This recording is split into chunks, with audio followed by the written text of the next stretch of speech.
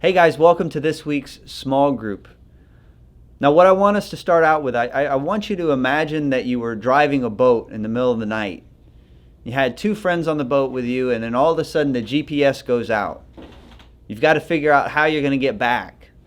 You got one friend that says, hey, don't worry, I can navigate our way back by the stars. And they start pointing out certain stars to you, and they show you that they really, truly do know how to navigate via the stars. But then you've got your other friend who says, no, don't listen to them. I've got an internal compass. Like, I know which way to go. So one friend's telling you go one way, the other friend's telling you go to the other way. Which one are you going to listen to? I don't know about you, but I would probably listen to the person that can navigate with the stars. You know what's funny is that you may never be put in that situation, but you could possibly be put in a myriad of other situations where you're going to have some wisdom. So the question is are you going to rely on your internal compass, or are you going to rely on the wisdom of God? Questions like, should I lie for my boss? Should I marry this person? Why does God allow bad things to happen to good people? And we need to be able to have answers to those questions. So to start off this small group, I want you to ask the questions, what characteristics describe a wise person? And what are the consequences of being unskilled when it comes to wisdom?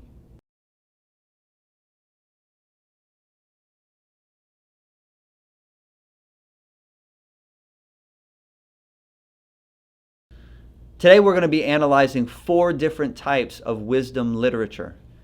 Now, where we left off our small groups before the summers, we were talking about King Solomon. He was considered to be the wisest king to ever rule on the face of the planet. And what's great is that we don't just have the story of him, we also have some of his writings. And 3 of the 4 different wisdom literatures that we find in Scripture are actually written by him, or at least people believe it was written by him. So what we're going to start off with is we're going to read Proverbs chapter 1, verse 7, and Proverbs chapter 9, verse 11. And as you read these verses, I want you to be thinking of an answer to this question. What comes to mind when you think of the fear of the Lord? And is this the same as being afraid of God? Make sure you explain your answer to your small group.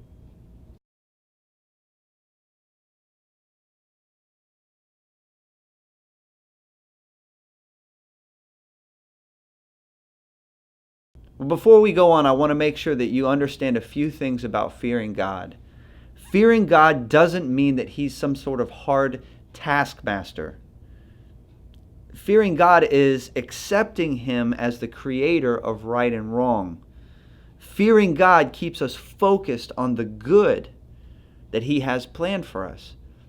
It's kind of like with my father. I feared disappointing my father. I feared his discipline. I didn't want to experience my father's discipline. But that doesn't mean that my father didn't love me. It's not that I knew that my dad loved me. And it was because he was willing to discipline me that I knew that he loved me. According to Proverbs 1, what is the difference between the wise and the foolish?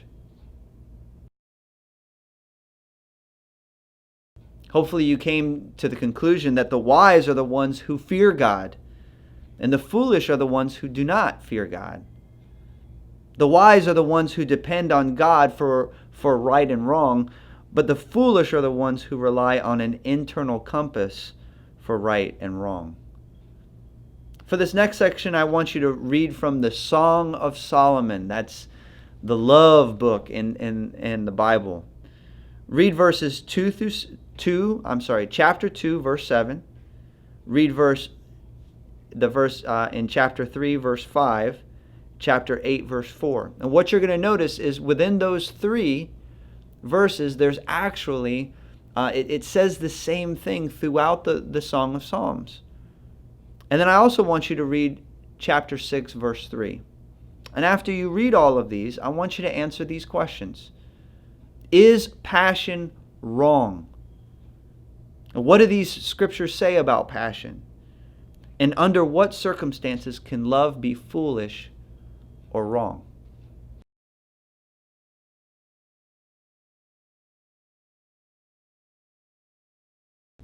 Hopefully you noticed in those verses that throughout the Song of Solomon, it's reminding us, do not allow passion to take over at the inappropriate time. You see, God is not against passion. He created our capacity for passion. God warns us against undirected passion because it's dangerous. But directed passion is godly and fruitful. Let's go back to that boat analogy. Imagine you had a boat and you had a way to go, like you had a motor that would make you go in a direction, but you didn't have a way to steer that. You see, passion is like the propulsion. It's like the wind or the motor that gets you moving. But wisdom is the rudder. Wisdom is the steering wheel that turns the motor. It's what allows you to steer and have direction. And you see, wisdom comes from being able to not only have passion, but also to control it. Unfortunately, our culture today, they love to have uncontrolled passion.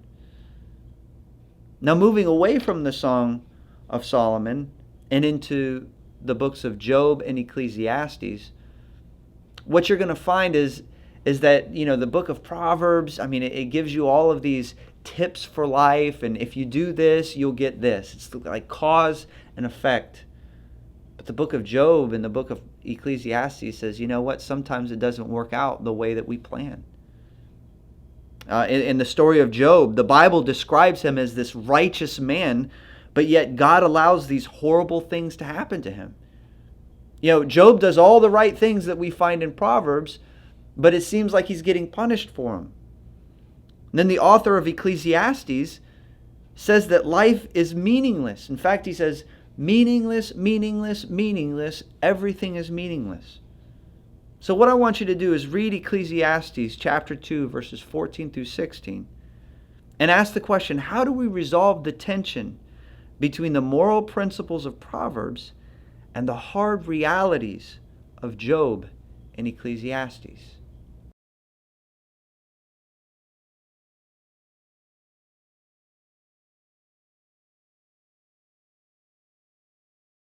If you didn't come to an answer or conclusion as a small group, don't feel bad.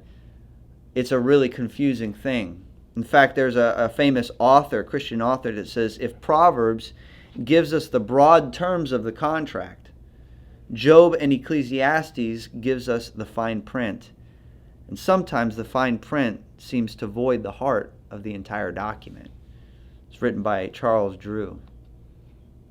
And while it may seem on the surface to contradict Proverbs, we need to understand it doesn't void what is being said in Proverbs. It actually helps us find wisdom when nothing else seems to make sense. I want you to read Job chapter 2, verses 9 through 10.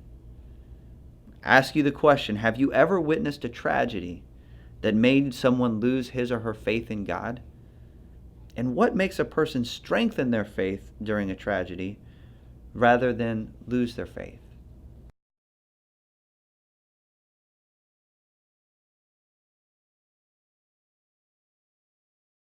One of the things that I want you to notice is that if all we had was the book of Proverbs, we would lose our faith in God when bad things happen to good people.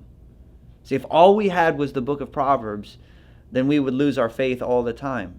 But luckily for us, God has provided the book of Job and the book of Ecclesiastes to help us have a deeper theology that can handle the troubles of life. Job ends up questioning God at the end of the book of Job, and he demands an answer from God. And what's interesting is that God shows up in this violent storm. He says, "You question me?" He says, "Well, I'll tell you what, let me question you." And in Job 38, God says to Job, "Where were you when I laid the foundations of the earth? Tell me if you understand. Who marked off its dimensions? And he goes on for several chapters just talking about all of the things that he has done in his great majesty. And at the end, Job goes, you know what, God? I'm not going to say anything. You're right. And at the end of Job, he comes to the conclusion that he needs to fear God. Even when things don't seem to work out the way that he wanted it to, he ends up fearing God. What I want you to do is read Ecclesiastes chapter 12, verses 13 through 14. And according to these passages that you read today, all of them, what does wisdom begin and end with? And is this concept offensive to you? Why or why not?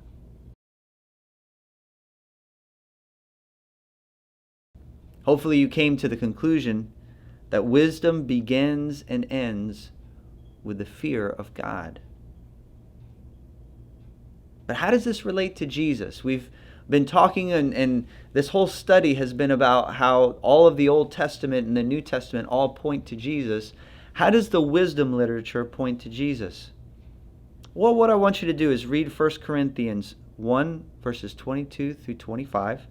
And according to these passages, what is the power and the wisdom of God?